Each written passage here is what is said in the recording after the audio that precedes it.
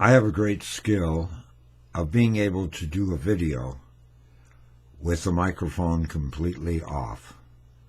And somehow a little bit of audio came through. I don't know if it's coming through to the light. It's not coming through the microphone here because it was off. But it may have to do with the magic talents that I have.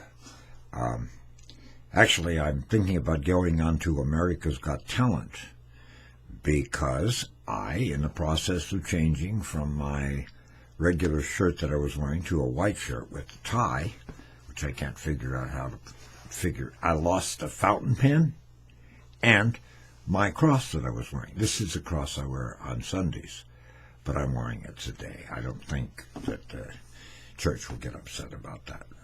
No. Anything I drop on the floor, anything whatsoever, is lost, cannot be found.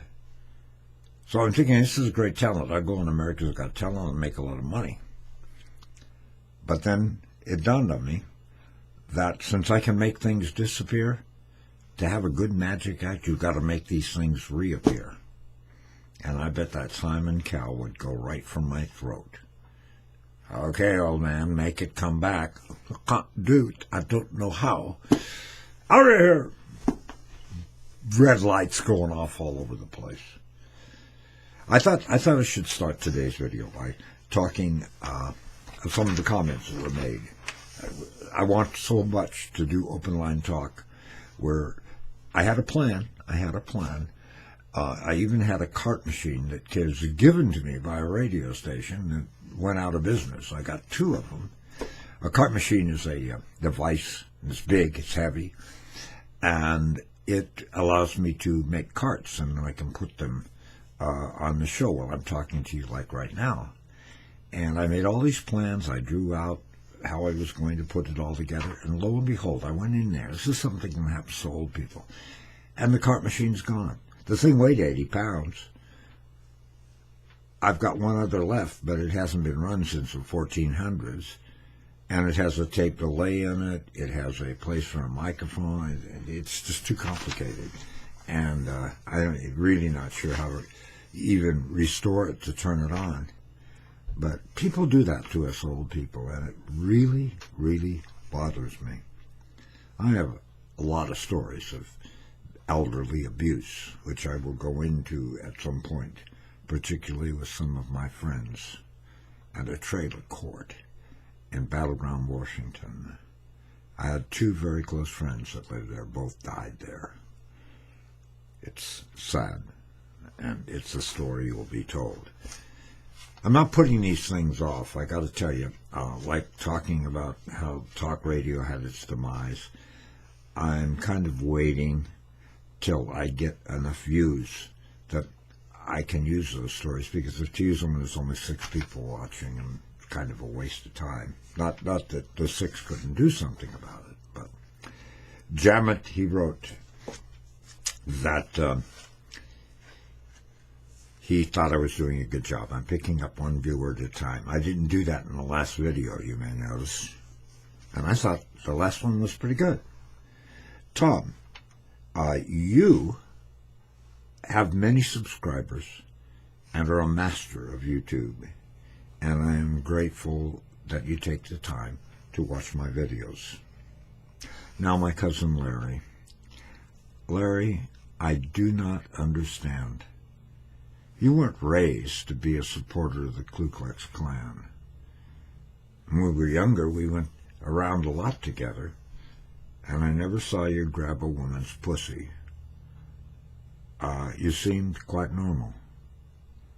Yet now you align with a liar, a man that molests women, a man who lies, a man who endangers the entire country, perhaps the entire planet, while this sleuthing is going on.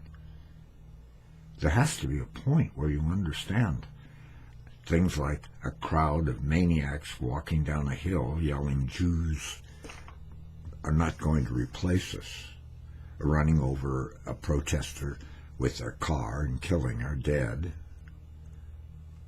These are not things I don't understand. How do you hate minorities? How can you be a Christian and do those things? We are very different, Larry. And I don't know. I will pray for you. That's all I can do. Do we have any other things? I was going to go on with that, but I don't want to. I can't stop. My cousin Larry. Do you remember, Larry, when we were young, we had hair and things. We went to a bowling alley, and we drank a bunch of White Russians. Oh, it was so fun. And then we got home. I don't know what happened when you got home. I don't know if you know what happened when I got home. But here's the rest of the story. I had the brainstorm, since my parents were sleeping in their bedroom, that it would be a good idea for me to go in and tell them Larry got drunk. But I didn't. It wasn't a great idea. I tripped over a footstool. I flew in the air like Superman, landed in the bed between them, and threw up. And there was no way I could blame my cousin Larry for that. It wasn't my finest hour. Anyway, these are just some thoughts for the day. And the final kahuna on today's program, passwords. Can anybody figure out a way to eliminate? I have passwords that go back into the 1900s, for crying out loud, and I put them in a book like this. And then when I go to use them, they say they don't work. If we had one password, that would be cool, but they have to all be different. If you want to sign into the Sally Blow-Up Doll singing contest website, you must have a password. It must have 3 letters. It must include a emoji of a crying chicken and a $, comma, and one of those little star things, and then XX, and your birth year. And I put it in there like that. I get it one time, and then I go back to use it, and it says, sorry, your password is not accepted. What's your username? I don't even remember my username. Anyway, there's only so much time allotted to us on this planet, and I think I have overdone it on today's video. May God bless each of you. We remember every moment, including my cousin Larry, that when pen and tongue alike are free, safe from foe, stands democracy. God bless you all, and love to all those that you love. Peace and good.